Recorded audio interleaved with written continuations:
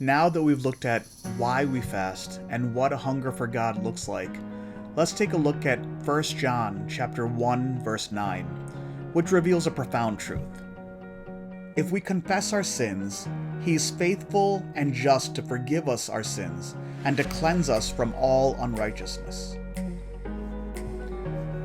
The verses surrounding this particular verse shows us a picture of a God who is just, holy, and pure light. Because of this, we have to be honest with Him about our own struggles with sin. Verse 8 from this chapter says that if we say we have no sins, we deceive ourselves, and the truth is not in us. The beauty of verse 9 is that it's very simple and has two main points that it brings to our attention. The first one is this: God is faithful.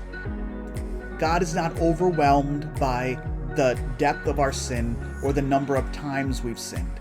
If we bring it before Him, He is unwavering. He is faithful to forgive us when we confess our sins. The second point of this verse is that God is not only faithful, God is just. Because of Jesus Christ's sacrifice on the cross, forgiveness is not based on our worthiness. It's based on Christ's righteousness. It's based on the fact that He died on the cross for our sins. So we don't have to worry about fixing ourselves before we come to God. When we come to God and confess our sins, He makes us righteousness. The righteousness of Jesus Christ is placed upon us. We're clothed in His righteousness. I want you to understand that this is not about earning God's grace. It's about receiving it. There's a rest that comes with that.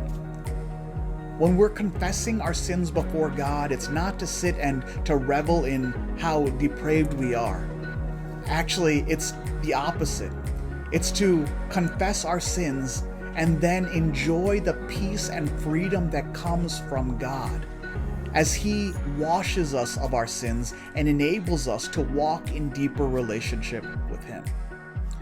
When we acknowledge our need for Him, we experienced a renewed sense of freedom, a renewed sense of purpose, and a renewed sense of relationship in walking with God. Are there areas in your life where you're holding on to guilt or you're trying to cover the shame of sin? Take a moment today to pray about those things and to bring them before God. Confess them before God, and then walk in the freedom that comes from walking in right relationship with Him. The main point of this passage is that God is pure and holy, and in order to walk in right relationship with Him, we have to walk in truth. This includes being honest about our sins and confessing it. How does it make you feel to know that if we confess our sins, God is faithful to forgive? Take a moment to comment on the YouTube video and to share your thoughts. We want to encourage each other in our walk with God. God bless you.